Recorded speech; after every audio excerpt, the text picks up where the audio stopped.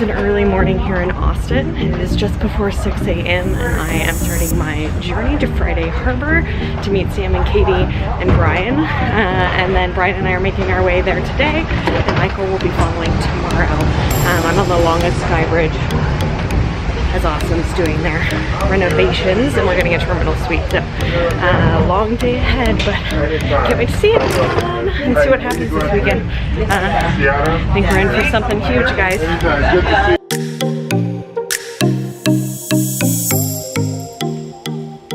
Okay, stop it right there. I have so much more to share, but we're only going to give you a little bit at a time. There's a little bit more behind the scenes at the end of my interview with Sada, so definitely stay tuned for that. But today I am so excited to sit down with Sada Hussey. She is an incredible lifestyle PR agency, publicist, so forth.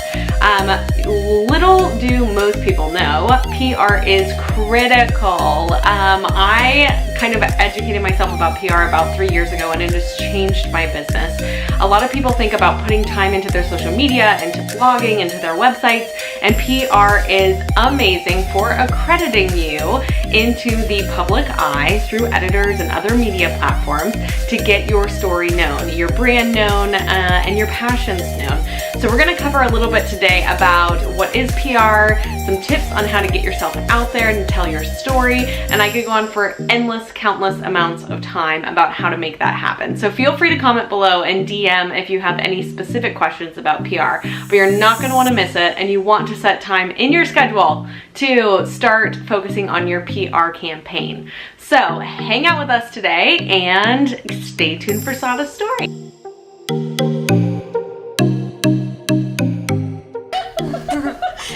We have. Yes. So I would love to start by kind of knowing your beginnings. I don't think I know, I mean, I know you're in PR, yes, but I don't know if I know about your life prior. So I graduated from college in 2008, which is the worst time to graduate. I somehow got a job in marketing, but was laid off 8 months later. So And is your degree in marketing? My degree is in marketing. Okay. I've never done PR before, but at this job, which was marketing and PR, they did a lot of PR for farm seeds. Okay. It was in Fort Worth. Creative, so it fun was, stuff. Yeah. It was all about like the farming ranch lifestyle. So it's still lifestyle, but just a different kind. So I learned about PR there, and you're selling a story, and then you get to see it live in print. But then, you know, it crashed and burned 8 months later when I got laid off. And pretty much when I moved back to Austin, I could not find a job. I was doing like a lot of like freelance. I was permalancing. I was like permanent freelancer. Like ask me to do it and I will do it for you. And I kind of started seeing a need for public relations and with small businesses. Mm-hmm. And my sisters. I think at that time, entrepreneurship, I mean, in the last handful of years, I feel like it's more common now that it's like, I want to find my own thing, and they're missing the toolbox in education to do things like marketing and PR. That's why your services are so valuable.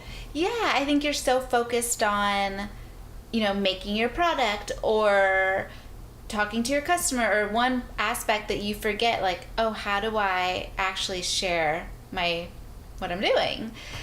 So I was doing some contract work with another PR firm that was much bigger, and then I started kind of working some smaller businesses on the side, and once that kept me busy enough, I just took off from there. That was in 2013. That's crazy. And here you are, five years later. Yeah. That's wild. So what do you feel has been like one of the most difficult things about having your own thing? Obviously, you've worked for other marketing agencies. What has been probably the biggest, like, what has affected you the most, having like all of the weight on your shoulders? I guess when you lose a client and you're like, I guess the losing the client part is more about like planning financially. Mm-hmm. And in my business, I at least have like a 30-day contract, so I have some time. But you know, that is still sometimes can go by really fast, or sometimes 30 days is plenty of time to get a new client to fulfill, you know, the spot. But that's probably the hardest, is the unknown for me, because I am a planner. And I feel like a lot of times, I know even, you know, in ongoing relationships in the business world, it's not about you necessarily. Sometimes it's about their finances, and it's so difficult to not take it personal. There's been a couple of clients where I'm like, I'm not ready. Like, no. We're not done We're yet. not done yet. We still have so much to do. But yeah, it's like, it's finances, or like people come to me because they want to promote a certain product. So once that has been pushed out, they're like, we don't really have any other stories, or, you know, and we can always find stories, but, you know, then they're ready to shift focus, because PR, when you work with a PR person, it's a relationship, and we're constantly talking, and it's a lot of time and energy on the client's part as well. So well, I think there's also maturity after having your business for multiple years, where you also understand and value the right relationships and the right timing of those relationships. Totally. And I was even telling someone the other day that I hate saying no, or hate being like, we're not a good fit for you when a bride comes to us. But at the same time, it's like having respect in the business, understanding that you're doing that, you know, like this isn't the right thing or right now. And I think it takes time to really find your confidence within, I think, the service that you're providing, to feel also okay with some of that But I separation. think too, when you get like, you know, when you don't trust your gut and you go with that client that you, or something's telling you like, this isn't a good fit, but you're like, let me try it. When that's happened so many times, you start to trust yourself, and you're like, yes, okay, this isn't a good fit and I have to say no. I think you just start to learn that it's never worth it. It's never worth what you think it is. the emotional late night calls and or whatever it is. Yeah. Specific service. So I know that a lot of small business owners, and I think creative business owners, when we're looking to hire PR, I think sometimes there's a blurred line between a social media service or a marketing service or a PR service. So can you kind of break down for me and the people watching, like what exactly, when you're hiring a PR person, you know, you want to hire them because they are strong in that specific category, and what are some of the things that they should be looking for to, you know, assist within their businesses? Yeah, so okay, PR is all about getting free coverage for your brand. We all like that. Yes, yeah, exactly. So we want the free coverage because that's what people trust. You know, you see an advertisement and it's great to have the consistency and getting your brand in front of people constantly, but you know that someone paid to have that in there, so you're not trusting it 100%. But if you see your favorite writer in a magazine or online talking about a specific brand, you trust them, and you're like, I gotta go buy that product. So that's my job. I talk to a client, I find their story, and then I pitch it out to this right audience for them. It could be print, it could be online, it could be blogs, YouTube videos. I mean, really anybody with a platform. Following, a platform. Yeah. And now, I mean, and I think a lot of times people are looking for, you know, they're looking for the story. I have a lot of friends who are editors at various publications, and it's not like they're literally not every day like scouring online for the next it's so hunt. time consuming to be like to know what's happening in all. I mean, and a lot of writers right now, they wear tons of different hats, so like they're trying to figure out food and lifestyle and weddings, you know, so there's no way that they can know everything that's happening. So you're like, here, tied with a bow. Exactly. Yeah. This is their story, and they are shareable. 1000%. It's like my job to make it as easy as possible for the writer or whomever to take the story and run with it. I feel like the resources of having the connections like you and understanding how it levels up a business in terms of exposure. I mean, there's only so much you can do with an ad. I feel like in a lot of ways that's a dead end that you're paying for. And social media is great for brand trust and brand awareness, but you're kind of talking about yourself, so you could be saying whatever you want to say versus having the trust of, you know, a platform or a publication that's accredited, I think is incredibly valuable. Absolutely. Yeah. I mean, that being said, now I think PR, it does just kind of go into so many different aspects, because I work with social media influencers all the time, you know, on giveaways or you know, gifting them bags, or just tons of different types of campaigns, or do events, which are so fun. Sometimes they're like influencer events, or they're I feel like you're known private. for your events, especially locally. Yeah, I mean,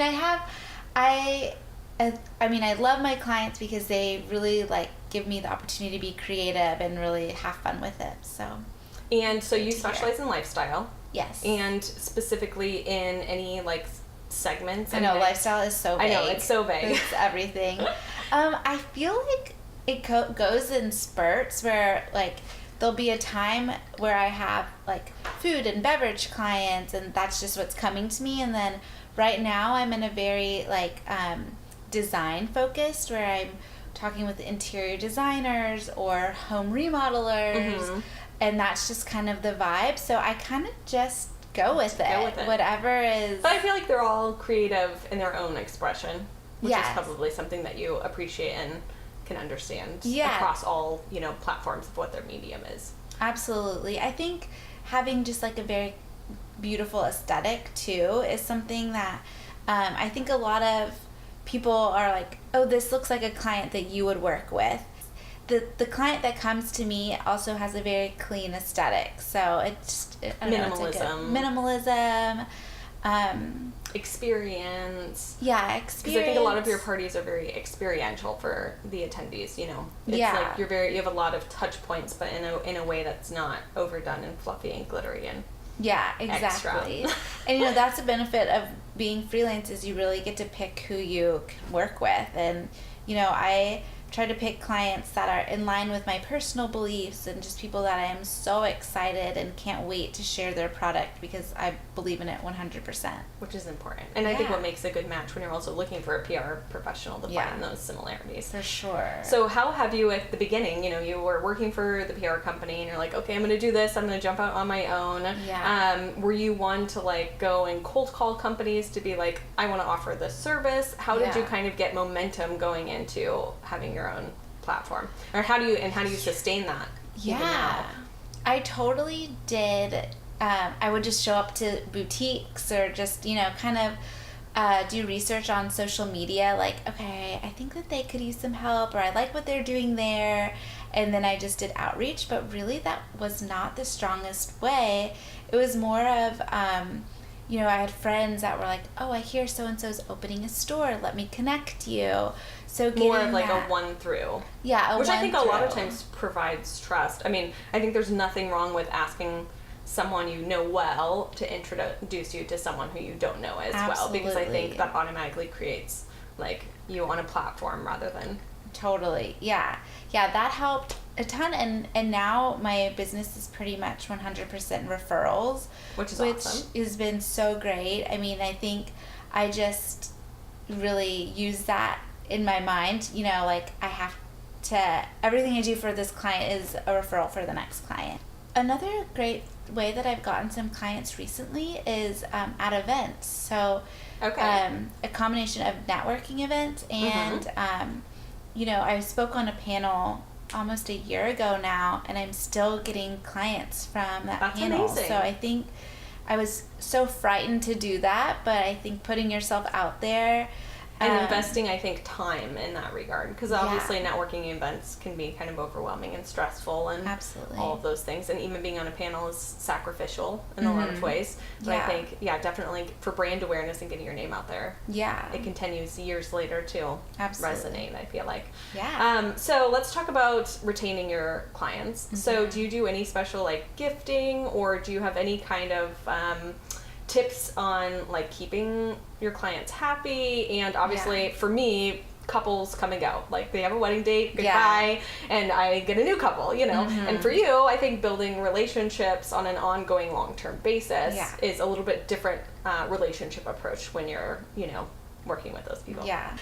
So I really just try to be invaluable. Like if they need me to pick up ice, if they need me to clean their floors, if they there's no job too small. And so many of my businesses are solopreneurs, so they just need support. They need somebody in their corner, whether it's sitting in on a meeting for an advertiser or just helping them do research for social media. I rarely say no, or I rarely say that's not my job, because it's also, it makes them feel like you're alongside them in a lot of different ways. Yeah. I get little background, or I get a little glimpse of all these different types of businesses. So I kind of feel like I understand what it's like to run a retail space or a rental company, or, I just get really, Immersive in those experiences. Totally. So is there anything that's helping you run your business a little bit smoother, or anything you've read recently? I live and breathe by Trello, Okay. which is something that... I don't know about. I feel like It's an organizational tool, kind of like Asana or Todoist. So like a CRM database. Yes. Okay. Yeah. And when I started prepping for my maternity leave, I had 2 part-time assistants, and we put everything in Trello. And so it was a really amazing. And is there a reason you chose Trello over other Yeah, CRMs? it has checklists, which Okay. I love checking a box, just scratching something off.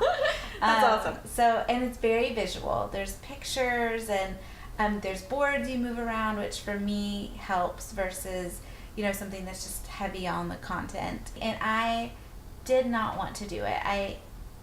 Everything was in a journal for me, but I literally had a breaking point where I was just crying one night. Like, how do I make sense of everything? How do I know what to do next? Mm-hmm. And like what should take priority? Which is very difficult to figure out. Yes, or how do I know what my assistant is working on, and how does she know what's priority? And I have photos in Dropbox and Google Drive and all these places. I just need it all in one area. So I implemented Trello and never looked back.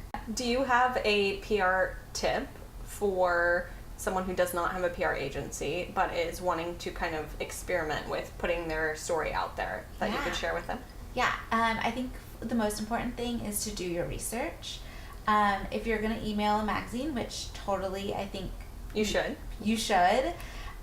know who you're emailing, know what they typically write about, read their last couple stories so you can mention, your favorite build parts about them. relationship. Yeah, don't just. No one likes a copy paste email. No one likes a copy paste. No one has time for it. No.